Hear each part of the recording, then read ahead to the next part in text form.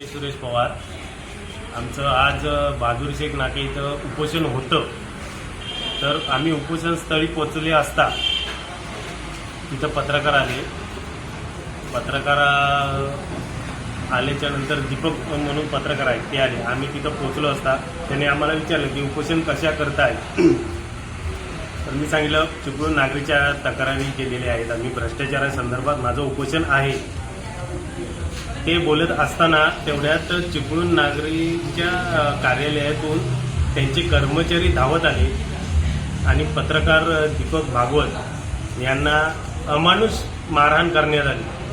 अमानुष मारहाण करण्यात आली. त्यांचा माईक तोडण्यात आला, त्यांचा मोबाईल त्यांच्या कर्मचाऱ्यांनी घेऊन पळाले.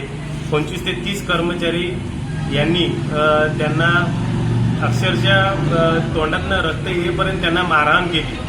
त्या मारहाणीच्या संदर्भात मी उपोषण करता आमच्यावर पण हात उचलण्यात आला आणि त्यांनी आमचे बॅनर आणि आमचे डॉक्युमेंट घेऊन ते पळून गेले. आणि जे पत्रकार आहेत दीपक भागवत यांना लाथाबुक्क्यांनी पाडून त्यांच्या 25 कर्मचाऱ्यांनी जे कर्मचारी त्यांच्या दालनातून धावत आले आणि स्वप्ना यादव या त्यांच्या दालनातून वरतून पाहत होत्या, त्यांनी त्यांच्या कर्मचाऱ्यांना पाठवलं. ते कर्मचारी धावत आले आणि पत्रकारांना दिवसा ढवळ्या पोलीस चौकीच्या शेजारी अशी अमानुष पद्धतीने मारहाण होती. हे अत्यंत चुकीचं आहे. यापुढे स्वप्ना यादव यांच्यावरती गुन्हा दाखल करून याची उच्चस्तरीय चौकशी झाली पाहिजे. त्यांच्या बँकेच्या भ्रष्टाचाराची पण चौकशी झाली पाहिजे. आणि ज्या पद्धतीने पत्रकारांवर हल्ले होत आहेत, त्यांचे माईक तोडण्यात येत आहेत, त्यांना लाथाबुक्क्यांनी 25 ते 30 कर्मचारी त्यांच्या दालनातून पाठवले, ते धावत आले आणि ज्या पद्धतीने पत्रकारांवर हल्ले होत आहेत याचा आम्ही तात्काळ निषेध करतोय. या पत्रकारांवरती असे हल्ले होता कामा नये. यांच्यावरती कठोरात कठोर कारवाई होण्यासाठी आम्ही पुढे त्यांच्यावरती पोलीस स्टेशनला आता आम्ही गुन्हा नोंद करत आहोत. यापुढे आम्ही जास्तीत जास्त लोकांना घेऊन पुन्हा उपोषण करणार आहोत. पोलीस बंदोबस्त घेऊन पुन्हा आम्ही पुढील तारीख देऊन इथेच आम्ही पुन्हा उपोषणाला बसणार आहोत. नेहमीप्रमाणे आपण एखाद्या ठिकाणी बातमीचा विषय असेल तर तिथे बातमी करायला जातो. त्याप्रमाणे उपोषण होणार होतं चिपळूण नागरी पतसंस्थेतील गैरकारभाराविरोधात. तर त्या ठिकाणी मी गेलेलो. उपोषण चालू करताना त्यांच्यात काहीतरी बाचाबाची झाली आणि त्याचं व्हिडिओ शूटिंग मी करत होतो. आणि त्याच दरम्यान मला चिपळूण नागरी पतसंस्थेच्या गुंडांनी मला जबर मारहाण केली. म्हणजे त्यांनी रस्त्याच्या मध्यभागी आणि 40 ते 50च्या संख्येने हे आलेले आणि त्यांच्या गळ्यामध्ये आय कार्ड होते आणि ते तिथे ऑफिस आहे चिपळूण नागरीचं, तिथून ते सगळे बाहेर पडलेले धावत येत होते. या अशा प्रकारचं आपलं कोकण किंवा रत्नागिरी जिल्हा सुसंस्कृत आहे.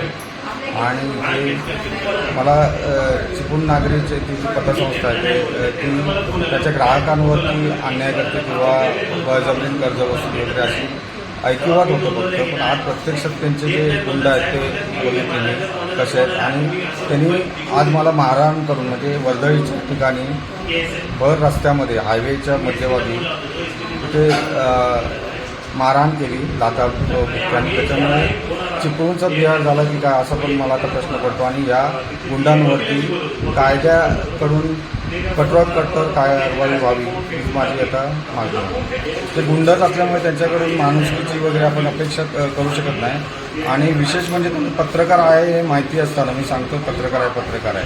मग ते शिव्या देत आहेत बघा, पत्रकार असलात म्हणून काय झालं वगैरे असं हे करून त्यांनी टार्गेट केलं. म्हणजे सगळ्या पत्रकारांवरचा राग माझ्यावरतीच काढला. पत्रकार आमचे बांधव दीपक भागवत यांना भ्याड हल्ला झालेला आहे. चिपळूण नागरिकच्या गुंडांनी त्यांना मारहाण केली आहे. याचा पहिल्यांदा आम्ही निषेध करतोय. मुळात आमचे सहकारी सामाजिक कार्यकर्ते रुपेश पवार हे तिथे उपोषणासाठी बसणार होते.